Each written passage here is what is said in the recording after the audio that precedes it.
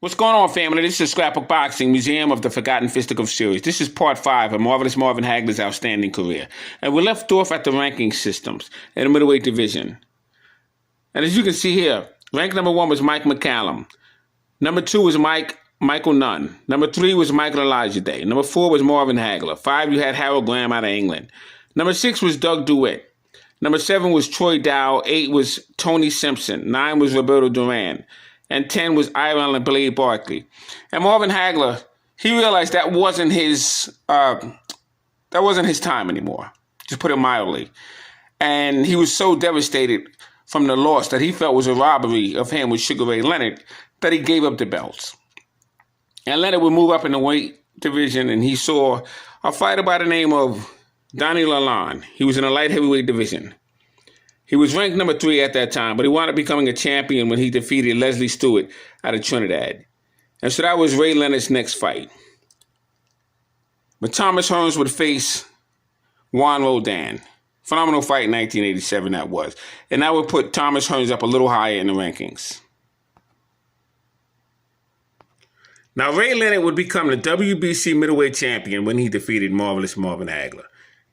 And he would decide to challenge Donnie the Golden Boy Lalonde for his light heavyweight championship belt. It was for the WBC version. And Donnie the Golden Boy Lalonde would take his title from Leslie Stewart out of Trinidad. So let's take a look at Sugar Ray Leonard and Donnie Golden Boy Lalonde. As you can see here, Donnie Golden Boy Lalonde had the WBC light heavyweight championship belt. And he would challenge Sugar Ray Leonard because it was a big money payday. Now, Donnie Lalonde used to be a hockey player and decided to turn professional, and he would luck out in defeating Leslie Stewart. And here he is challenging Sugar Ray Leonard. So Leonard was on a roll on some big money paydays.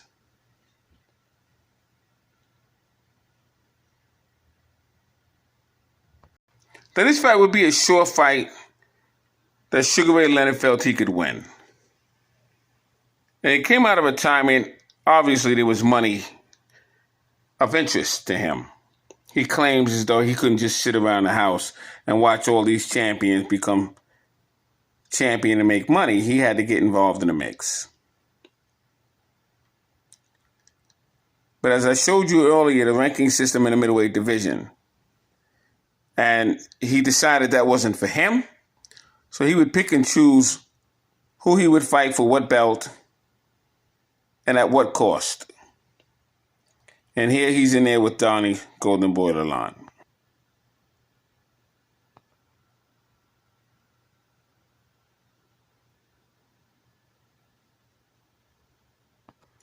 So at this point in time, Ray Leonard was 34-1 with 24 knockouts. Donnie Lalonde was 31-2 with 26 knockouts. It was for the WBC Light Heavyweight Championship belt and the Super Middleweight title. Caesars Palace, Las Vegas, Nevada. Now, the Super Middleweight came out of nowhere, and Ray Leonard would never defend that title, nor he would defend the Light Heavyweight Championship belt when he would defeat Donnie Lalonde.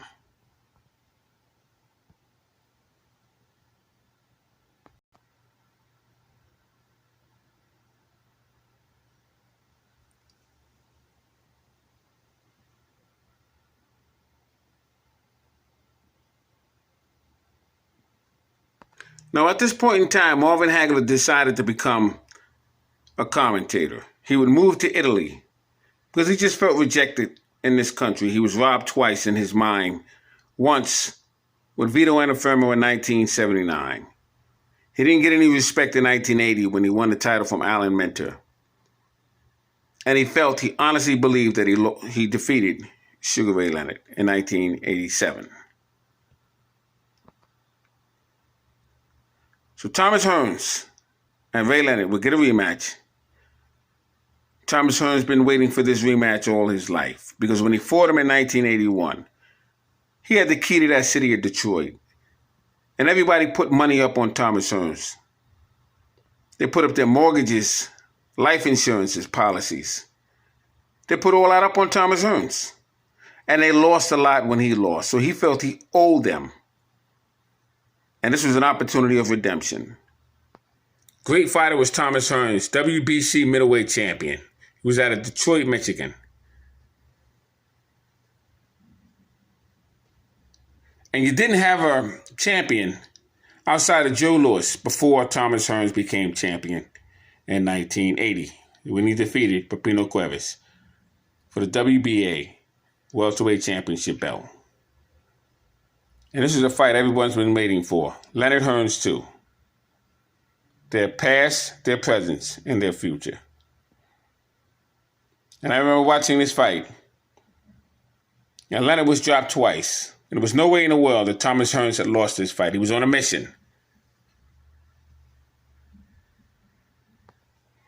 It was a very good fight between these two men. Ray Leonard and Thomas the Hitman Hearns. There's no way in the world I was going to miss this fight. And I flew out once again to see this fight live. Now, it was hard to get tickets for this fight. And I had to negotiate and make sure I made several phone calls to get tickets for this fight. Because I wasn't going to miss this one.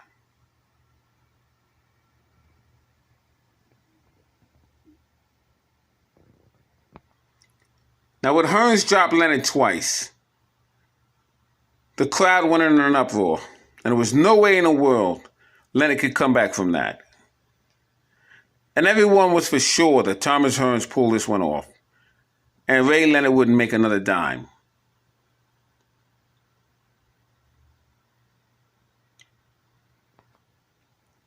And it's just unfortunate for Thomas Hearns he can't catch a break with Ray Leonard. But Ray Leonard, to his credit, in the 12th round, made a serious comeback, throwing beautiful combinations. And many say that Leonard closed the show.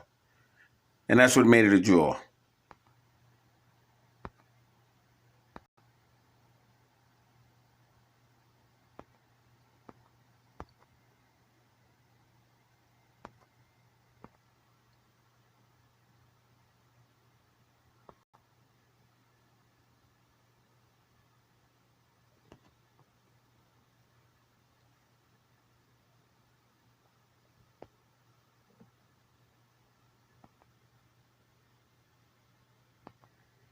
So Thomas Hearns, once again, unfortunately for him, he would have to continue fighting just to try and get his just due. And he would take on Iran the Blade Barkley and defend his WBC middleweight championship belt, and he would be stopped by Iran Barkley. I was at that fight, and it was like none other. It's 1989. One of the most upsetting fights that I've been to. This is in Las Vegas, Nevada. I gotta tell you, Thomas Hearns, another great fighter, just came around at a time when it was a golden boy in his way. It would all come to an end. Madison Square Garden. When Ray Leonard would face terrible Terry Norris for the junior middleweight championship belt. I was in the front row of that fight. And a beating that Ray Leonard suffered. At the same time, he showed character, showed the heart of a champion. He refused to be knocked out. He lasted out the round. But Terry Norris would be the new, up-and-coming young man at that time.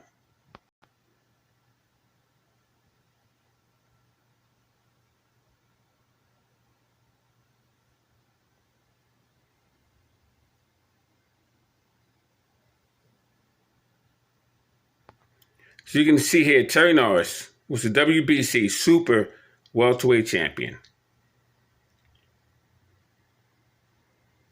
And he would face Sugar Ray Leonard at New York's Madison Square Garden.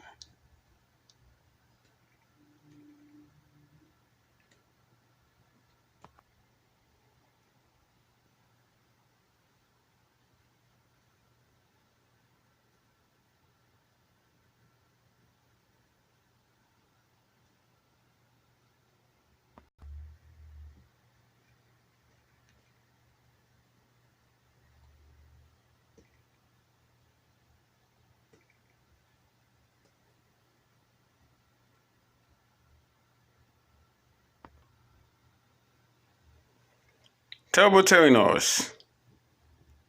Sugar Ray Leonard. Ray Leonard tries to find his identity, tries to reclaim his identity. And he tried it with Terry Norris, and he came up short.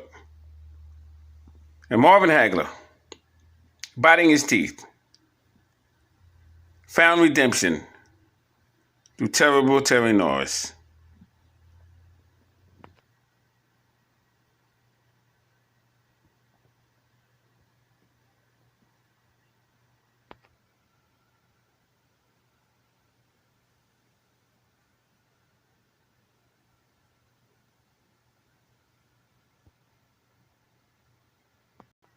Ray Leonard says no more. He finally decided to retire. But he would make one more comeback against Hector Macho Camacho, $4 million payday. And that would be about it for Ray Leonard, as he was dropped by Hector Macho Camacho. Ray Leonard no longer had it.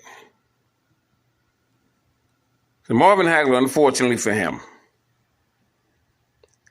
wanted to do what Hector Macho Camacho and Terry Norris did. But Marvin Hagler was one of the greatest fighters of all times.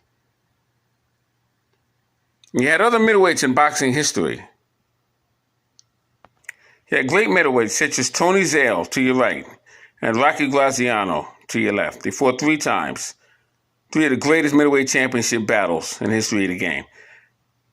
Rocky Graziano had autographed this picture for me. I've always been grateful for that. But Tony Zale would never give fighters such as Charlie Burley a crack at the title. Refused Ray Robinson and many others. But outside of that, from Gary, Indiana, he was an outstanding middleweight champion. Rocky Graziano, Tony Zale, outstanding fights they had.